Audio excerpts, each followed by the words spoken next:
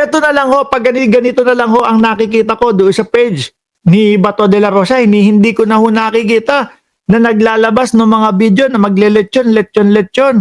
Dati, yung pagkaka-aresto kay dating Pangulong Duterte, siya pang unang naglabas ng live. Nagleletsyon ho, parang walang nangyari. Kayong mga DDS, nag-iiyakan na kayo. Si Bato de la Rosa, nagleletsyon lang. Oh. Di ba?